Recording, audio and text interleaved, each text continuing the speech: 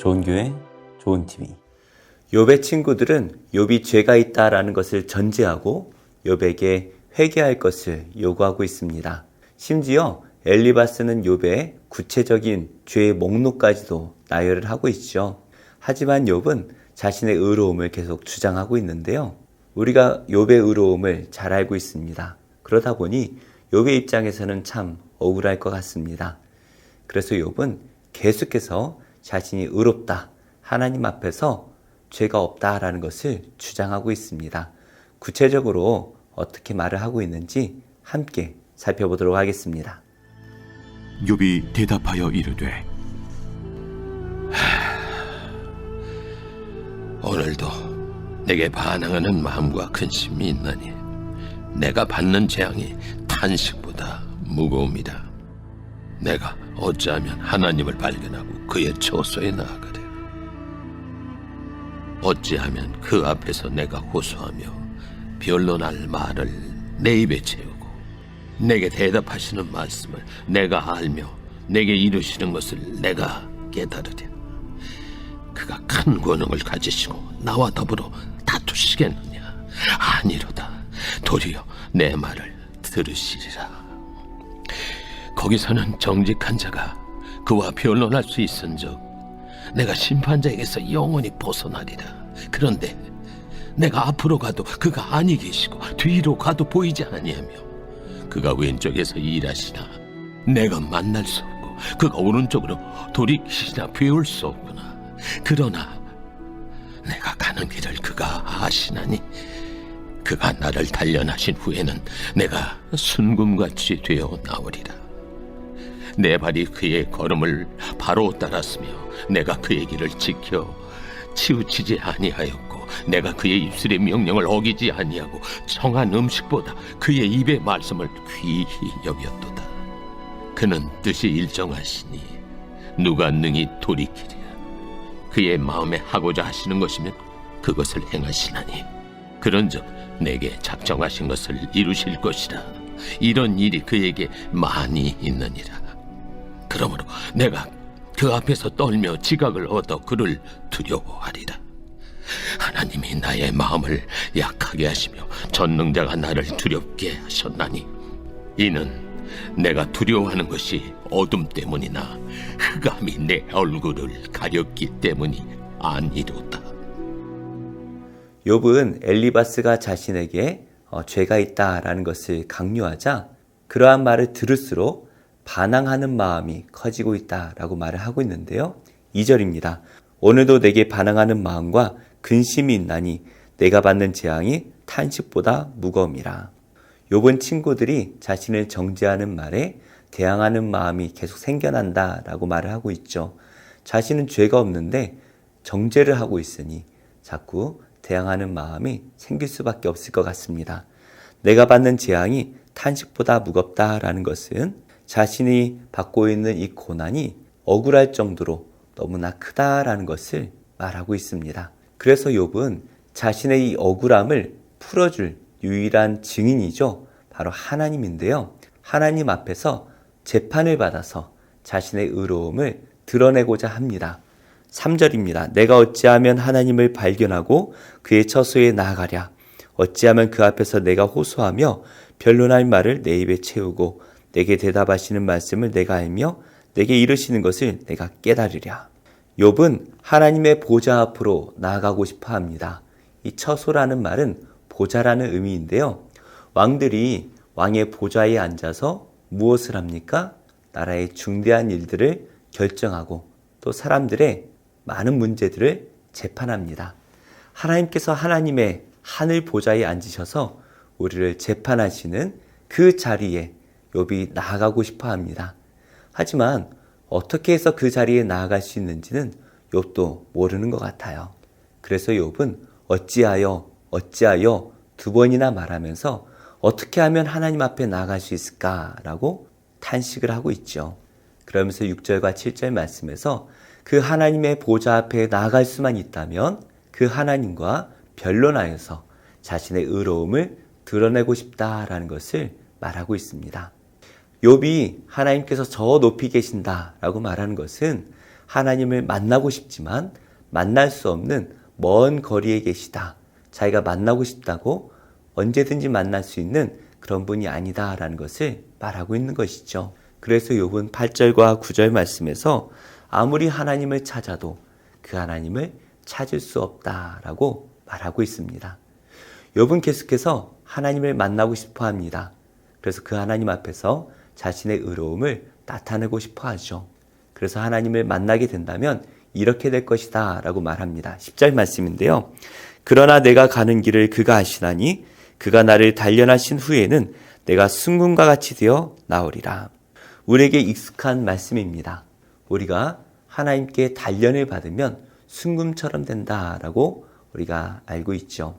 그런데 이 구절은 좀 오역이 있는 것 같아요. 우리는 하나님께서 우리를 연단시키시면 우리가 하나님 앞에서 온전한 백성이 되는 것이다 라고 그렇게 말씀을 이해하기도 합니다. 하지만 그러한 의미가 아니에요. 여기서 단련한다 라는 말은 조사한다, 감사한다 라는 의미입니다. 그러니까 재판장에서 그 재판관이 그 사람을 자세히 조사한다 라는 의미죠. 욥은 자신의 의로움을 확신하고 있습니다. 그래서 하나님께서 자신의 모든 삶과 길을 잘 아시기 때문에 하나님께서 자신을 자세히 조사하신다면 정금과 같이 무지함으로 나오게 될 것이다 라는 것을 말하고 있는 것이죠. 그래서 욥은 계속해서 하나님을 만나서 하나님 앞에서 재판을 받고 싶다라는 것을 계속 주장하고 있는 것입니다. 그러면서 욥은 엘리바스의 말에 반론을 제기합니다. 엘리바스는 뭐라 말을 했습니까? 욥이 하나님께로 돌아와서 하나님의 교훈과 말씀에 서고 하나님의 온전한 길에 서고 그리고 재물을 사랑하는 마음을 버리게 된다면 하나님께서 욥을 다시금 회복시켜 주실 것이다 라는 것을 말을 했죠. 하지만 욥은 이미 엘리바스가 말한 것처럼 그러한 삶을 살고 있었다라는 것을 주장하죠. 11절 말씀입니다. 내 발이 그의 걸음을 바로 따랐으며 내가 그의 길을 지켜 치우치지 아니하였고 욥이 하나님의 온전한 길을 온전히 걷고 있었다라는 것을 말하고 있죠. 또한 12절입니다. 내가 그의 입술의 명령을 어기지 아니하고 정한 음식보다 그의 입의 말씀을 귀히 여겼도다. 하나님의 교훈과 말씀으로 돌아오라는 이 엘리바스의 말에 자신은 하나님의 명령을 어긴 적이 없고 언제나 하나님의 입에서 나오는 그 말씀에 귀를 기울이고 그 말씀을 정한 음식이라고 번역되어 있는데요. 이것은 습관, 계명, 법이라는 뜻입니다. 자신의 습관보다 자신이 사랑하던 것들보다 하나님의 말씀을 더 귀하게 여겼다라는 것을 말하고 있죠. 엘리바스는 욥에게 재물을 사랑하는 마음을 버리라 말을 하였는데 욥은 엘리바스에게 자신은 하나님의 말씀을 어느 것보다도 더 귀하게 여겼다라는 것을 주장하고 있습니다. 하지만 욥의 현재 상황을 보면 욥은 두려워하고 있습니다. 그리고 욥은 큰 고난 가운데 있죠. 그러다 보니까 주위의 친구들은 욥이 이 고난 때문에 두려워하고 있다라고 말을 했는데요. 욥은 자신이 두려워하고 있는 이유는 이 고난 때문이 아니다라는 것을 주장합니다. 13절입니다. 그는 뜻이 일정하시니 누가 등이 돌이키랴. 그의 마음에 하고자 하시는 것이면 그것을 행하시나니 그런즉 내게 작정하신 것을 이루실 것이라. 이런 일이 그에게 많이 있느니라. 하나님께서는 한번 뜻을 정하시면 그 일을 반드시 행하시는 분이시다라는 것입니다. 그런데 그 하나님께서 욥에게 작정을 하셨다는 거예요. 무엇을 작정하셨습니까? 욥에게 고난을 주는데 두려움도 함께 주신다라는 거예요. 욥을 계속 두렵게 하기로 하나님께서 작정하셨다라는 것을 말하고 있습니다. 그래서 하나님께서 자신을 두렵게 만드시기 때문에 그 앞에서 자신이 떨 수밖에 없고 그 하나님을 두려워할 수밖에 없다라고 말하고 있는 것이죠. 그래서 16절입니다. 하나님이 나의 마음을 약하게 하시며 전능자가 나를 두렵게 하셨나니. 이렇게 욥이 두려워하는 이유는 하나님께서 자신의 마음을 약하게 하셔서 하나님을 두려워하게 만들고 계시다라는 것을 말하고 있는 것이죠. 욥은 결코 자신 앞에 놓여 있는 이 세상의 고난 때문에 두려워하고 있는 것이 아닙니다. 재물이 사라진 것이 욥을 두렵게 하지 못했습니다. 심지어 자녀들의 죽음도 욥을 두려워하지 못하게 했죠. 하지만 욥은 두려운 것이 있습니다. 바로 하나님이죠. 하나님께서 자신을 계속 두려움 가운데 몰아가시기 때문에 욥은 두려울 수밖에 없다라는 것을 주장하고 있습니다. 그런데 우리가 두려운 이유가 무엇입니까? 대부분은 물질의 문제 때문에, 자녀의 문제 때문에, 알 수 없는 미래 때문에 우리는 두려워하게 됩니다. 그러나 우리는 그런 것들을 두려워할 필요가 없습니다. 왜냐하면 우리 하나님께서 우리와 함께 하시기 때문이죠. 가장 좋은 것을 우리에게 예배하셨기 때문에 우리는 그 믿음을 가지고 어떠한 고난 속에서도 두려워하지 않고 믿음으로 이겨낼 수가 있는 것입니다.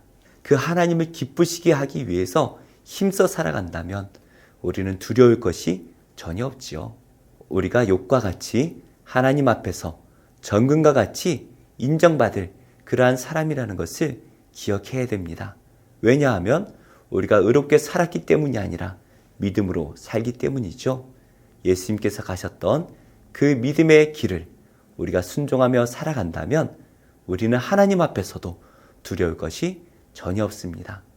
우리의 행동이나 우리의 삶이 아니라 우리의 믿음을 보시는 하나님이시기 때문입니다. 오늘도 우리 앞에 세상은 계속해서 우리에게 두려움을 줍니다. 그러면서 하나님의 말씀이 아니라 세상의 방법을 따르라 말하고 있죠. 우리는 그러한 말에 귀를 기울일 필요가 없습니다. 오직 예수님께서 가셨던 그 길을, 예수님의 음성을 들으며 한 걸음 한 걸음 따라간다면 우리는 반드시 영원한 생명 가운데로 가게 될 것입니다. 그뿐만 아니라 이 땅에서 우리에게 필요한 모든 것들도 가장 좋은 것으로 채워주시죠. 우리가 이 믿음으로 오늘도 하나님의 영광을 위해서 살아가는 복된 성도님들이 다 되시기를 예수님의 이름으로 축복합니다. 나의 가는 길 주님 인도하시네. 그는 보이지 않아도 날 위해 일하시네. 주 나의 인도자 항상 함께 하시네.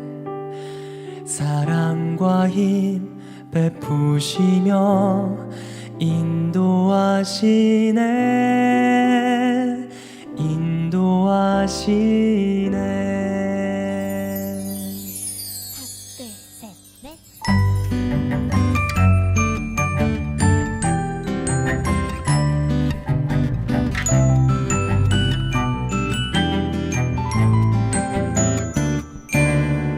나의 가는 길 주님 인도하시네. 그는 보이지 않아도 날 위해 일하시네. 주 나의 인도자 항상 함께 하시네. 사랑과 힘 베푸시며 인도하시네. 인도하시네.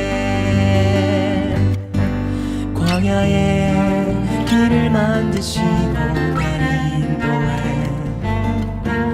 사막에 강 만드신 것 보라.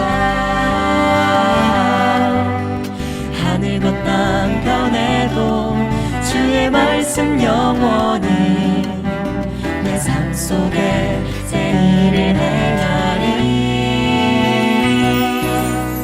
나의 가는 길 주님 인도하시네.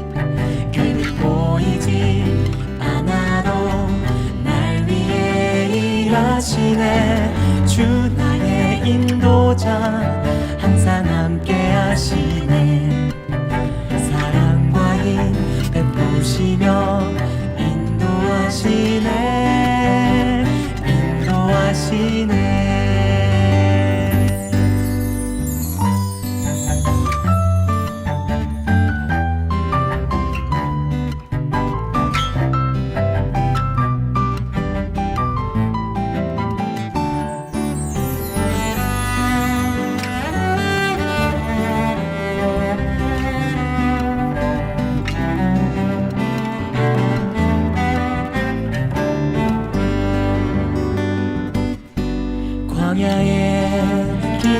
만드시고 날 인도해 사막에 강 만드신 것보라 하늘과 땅 변해도 주의 말씀 영원히 내 삶 속에 새 일을 행하리 나의 가는 길 주님 인도하시네 그는 보이지 않아도 날 위해 일하시네 주 나의 인도자 항상 함께 하시네 사랑과 힘 베푸시며 인도하시네 인도하시네